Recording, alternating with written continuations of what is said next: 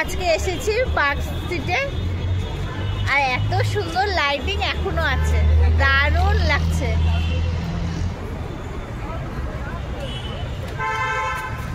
জানুয়ারিতে এসেও যে কলকাতাতে এত সুন্দর লাইটিং দেখতে পাবো আমরা কিন্তু ভাবতেও পারি। তো আমাদের কলকাতায় যাওয়া ছিল হঠাৎই একটা প্ল্যান। তো সেই প্ল্যানটা মানে আগের দিন রাত্রেবেলা আমরা তৎকালে টিকিট করে কলকাতায় পৌঁছে যাই। আর আমরা পৌঁছেছিলাম 4 তারিখে। তারপরে কিছু কাজ ছিল, 4 তারিখে আর বেরোনো হয়নি। তারপরে 5 তারিখ ছিল সানডে, আর সানডেতে ইভিনিংয়ে প্ল্যান করলাম যে যাই পার্ক স্ট্রিটে ঘুরে আসি, লাইট মনে হয় এখনও আছে। আর যেমন ভাবনা তেমনই চলে আসা। আর এসেই এত ভালো লাগছিল। অনেক বছর আগে যখন কলকাতায় পড়তাম বা জব করতাম তখন কিন্তু প্রচুর ঘুরেছি। তারপরে আর বিভিন্ন কারণে এই নিউ ইয়ারের সময় আসা হয়নি কলকাতায়। 1-2বার তারপরে গিয়েছিলাম, যদিও ইয়ে থেকে আঙ্গুলে থাকার সময়। তারপরে যখন মিনি হয় তারপরে আর যাওয়া হয়নি। তো অনেক বছর পরে, প্রায় 6-7 বছর পরে পার্ক স্ট্রিটের এই আলোকসজ্জা দেখে মনটা জাস্ট ভরে গেল। তবে আর একটু বেশি সময় থাকতে পারলে ভালো হতো, কিন্তু আমাদের ব্যাক টু ব্যাক আরও অনেকগুলো জায়গায় ঘোরার ছিল বলে আর এখানে বেশিক্ষণ সময় কাটানো হয়নি। তো তোমরা দেখো এত সুন্দর লাইটিং, মানে সত্যি মনটা ভরে যাচ্ছিল। বেশ কিছুদিন আগে থেকে, যেমন 25th আগে থেকে আমরা টিভিতে বিভিন্ন ইউটিউব চ্যানেলে দেখছিলাম লাইটিংগুলো, আর আমি আর পৃথ্বীরাজ দুজনেই গল্প করছিলাম, ইস যদি যেতে পারতাম খুব ভালো হতো। তো যাই হোক, 31st নাইট, 1 জানুয়ারি সব এখানে খুব ভালো করে সেলিব্রেশন করার পরে হঠাৎ সাডেনলি আমরা প্ল্যান করে একদিনের মধ্যে পৌঁছে যাই কলকাতায়।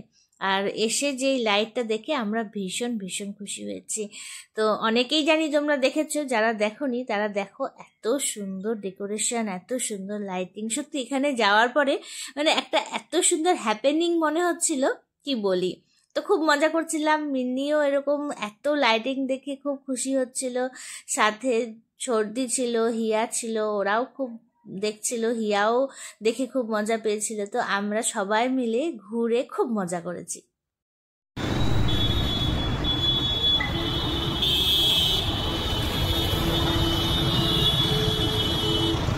আর এই সময়টাতেও কলকাতায় কিন্তু বেশ ভালো ঠান্ডা ছিল, বৃষ্টিও হচ্ছিল কিন্তু।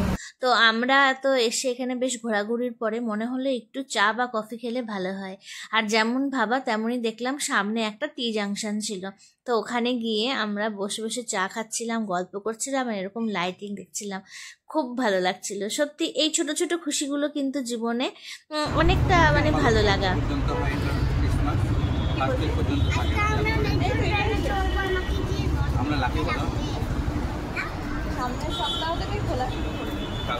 আর কলকাতা সত্যি দারুণ একটা সিটি অফ জয়। সত্যি এটা আমার ছোট থেকেই কলকাতার প্রতি একটা আলাদাই ভালোবাসা, ভীষণ ভালো লাগে। আমরা কিন্তু সুযোগ পেলেই একটু যাই কলকাতাতে, 1-2 দিন কাটিয়ে নিই, বেশ ভালো লাগে।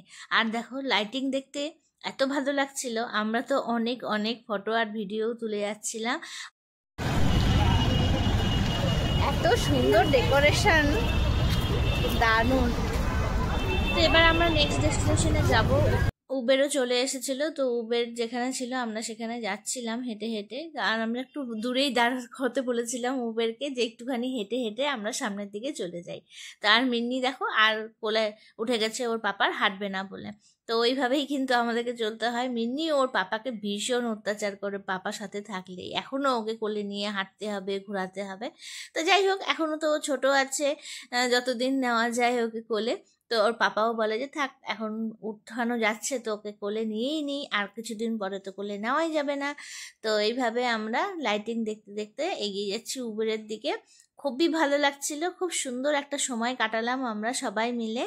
আর তোমাদের কেমন লাগলো অবশ্যই কিন্তু কমেন্ট করে জানিও। আর কারা কারা দেখেছিলে পার্ক স্ট্রিটের এই আলোকসজ্জা আমাকে কিন্তু জানিও তোমাদের কেমন লেগেছে। আশা করি সবারই খুব ভালো লেগেছে। তো চলো নেক্সট ডেস্টিনেশনে গিয়ে আবার দেখা হচ্ছে। আর এই লাইটিংটা মুগ্ধ হয়ে দেখলাম আর এনজয় করলাম।